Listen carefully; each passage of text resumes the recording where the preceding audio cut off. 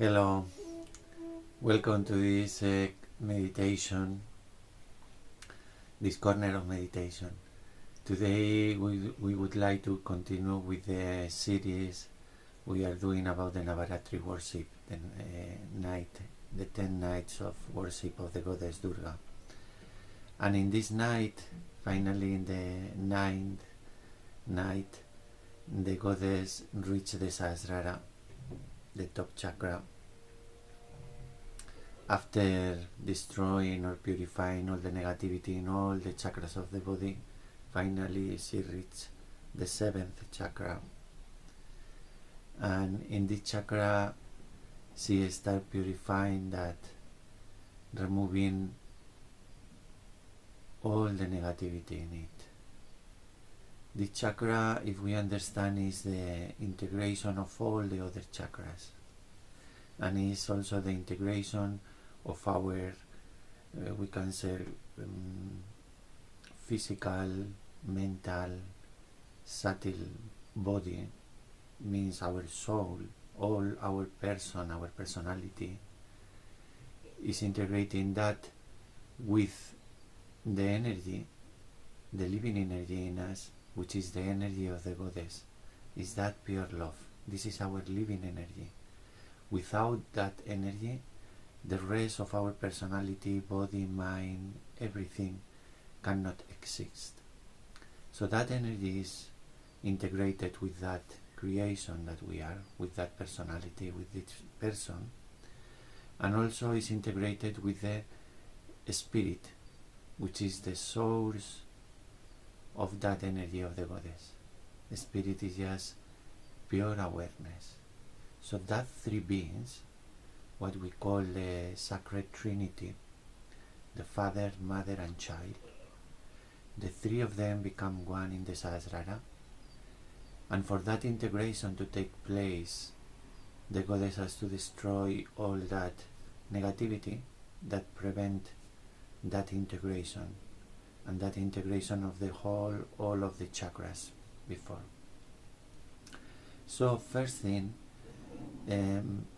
we have to understand that these chakras, our personality, our ego, our mind, our body, all that is not the real living energy in us.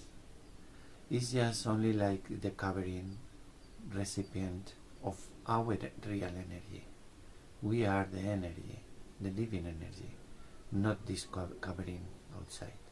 So if we understand that, first thing is that, as we were explaining in the first night, which is related to the Muladhara chakra, we have to understand that that thing which is just the covering, it doesn't have the control on us.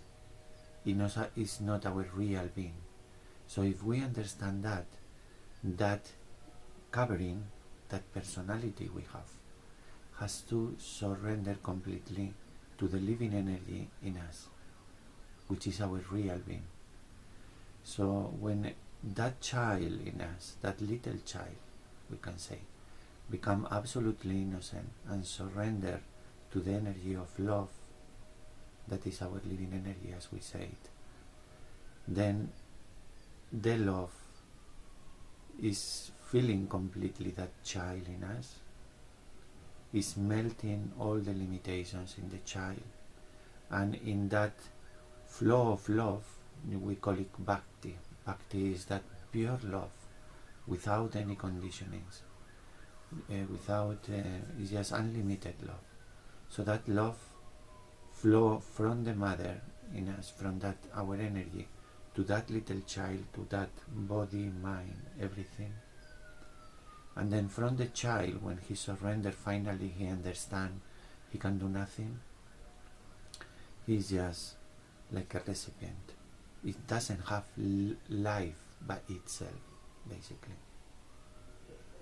So when the child surrenders and receives that love, the same love he is receiving from the mother, make the child love back the mother. That means our body, our mind, our soul, worship that love, which is his real essence. And then both of them become one in that flow of love from the mother to the child, from the child to the mother. Both of them melt and they become only one, only being, is the sacred Trinity. Because the mother, that love, is always one with the pure awareness, with the spirit. They are one, only one being. So when the love is there, the spirit is there. And then at that moment, mother, father and child become one being, completely integrated.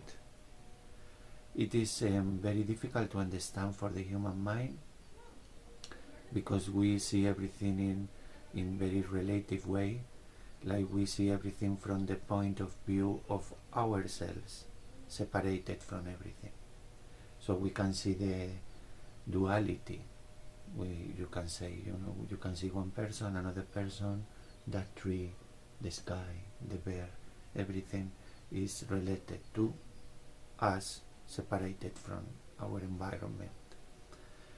So it's very difficult to understand under this point of view of the ego that in fact this being that we are here, with this body, you can say, is in a way a bit separated from others. That is truth. But from that point of view you cannot understand that at the same time this being can be separated and can be absolutely one with everything. At the same time you can see is alive, and at the same time it doesn't exist, because it doesn't have life by itself. His life is only coming from the energy, from the goddess, from the love, from that spirit, which is the source of that love. So at the same time there is existence in this thing and there is not. That's why in a few of the ancient books, Vedic books, they say that this world is an illusion. It's an illusion if you try to understand the world separated from that real being that is inside, the life in it, the spirit. It's only the spirit, in fact, they say it is the only thing that exists, and that is absolutely truth. But at the same time, in this moment of the creation where we are here, at the same time is only that being, and at the same time is this. The duality and the not duality is absolutely the same. It's difficult to understand by the mind, but when you experience that union of the Trinity, the Father, Mother and Child, the Spirit, the love of the Spirit, and this creation that contain that beautiful thing, when you experience that complete fusion of these three, then you understand that duality, non-duality, existence, non-existence, everything is the same. World, God, all is the same thing. And at that moment, when that happens, is when the Sahasrara can be fully open, completely open, when the little child in you, all these chakras, body, mind, everything is melting completely in the love. Because the goddess is actually always in the Sahasrara. In the Sahasrara is, we can say, the place where is the Adi Shakti, that goddess which is everything, as we said, and Sadashiva, that ocean of awareness, which there is only one. You can, when you close your eyes, I invite you to close your eyes for a minute, and then you focus there in the top of the head, and the mind stops, but you are there, watching this moment, and then you focus on that watching itself, And then you are aware, I'm there watching. I'm self-aware. And that awareness that is watching, it doesn't have any form, any shape, any limitation, beyond time, beyond space. There is only one. Where is this awareness and the other? No, there is only one. You cannot cut it. So we can open our eyes, and is that one thing, Sadashiva, and the love, the Adi Shakti, which is also one only, is always in the Sahasrara. It's like we don't have to look for them. They are always there. The spirit has never been away or hiding. There is only that awareness is always there. It's our awareness. We are that. So when that Sadashiva and Adi Shakti reflect through our central nervous system in our heart, then in the heart is that reflection of the totality which is here. The reflection is in our heart. So the reflection and the light from above is the same light. It's just the same. And here the reflection in our heart, the reflection in the left side of the heart, here the spirit, the pure awareness. And in the central heart, the love spreading from the left and in all the heart and all the body. So that living energy, that awareness, that love, is the living energy in all this little child, body and mind. So what the goddess has to destroy in that Sahasrara to allow this integration to take place, first thing, she has been already working in all the chakras, in the ego, superego, in all the chakras. So we are ready for that. The first point is, as we said in the Muladhara, to be completely surrendered. Understand you know nothing. You don't want to know anything. You are surrendered to the love of the goddess. That is the first thing. And then when you surrender, at the same time, we need the faith that we are ready for that integration. We have been made by that. We are ready.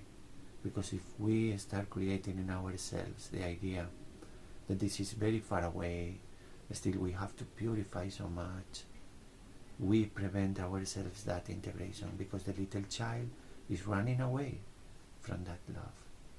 The little child feels he doesn't deserve. He's not good enough for that. And that doesn't allow that integration. So first we surrender, then we are ready, just waiting for the moment. And then when you are there, just waiting, we have to focus in the love of the goddess. That is so very important. The goddess is the main thing to achieve the higher state of awareness. We cannot jump from the little child to God Almighty, to the pure awareness, crossing above the goddess, avoiding focusing on the goddess. The goddess is the one who gives the enlightenment, the moksha. All the sacred books relate that. It's through the goddess we have to reach the Father, through the Mother. And that process, by the way, is so very beautiful and gentle, because the Mother is the most loving one. Is the beauty, is the perfume, as we say, is the most beautiful thing, the most enjoyable thing. So when you go through the goddess, in the moment you are one with the goddess, you are one with the Father. And you start understanding bit by bit everything. But at that moment, when the Sahasrara is fully open, the goddess, that energy of the Adi Shakti is flowing all the time, reflecting in everything. The heart knows this is what I am. at that very moment you get completely satisfied. You don't want to rise anymore. You are pure satisfaction already. That love has the nature that is pure satisfaction. You don't want anything more. You don't want what they call God realization. This, that, powers, nothing. You don't need nothing anymore. You are complete satisfaction. Of course you have to rise more, because you have to experience at any moment, facing any, you can say, ignorance, negativity outside you, and you have to see God through that. So still you have to mature, you have to grow more, that's truth. But you are already completely satisfied with the love of the Goddess. That is the most beautiful thing. From that moment you can do only one thing, is just to enjoy. To enjoy. Because you are that joy. I am, you are, everyone is that joy. And now it's very clear, you can see it. So in the Sahasrara is where the Goddess purifying all the rest of the obstacles in the Sahasrara, is where we realize that thing they call God is what it is here now. They call it God. You can call it nature, love, truth, reality, ocean of awareness and consciousness. This is the only thing here now.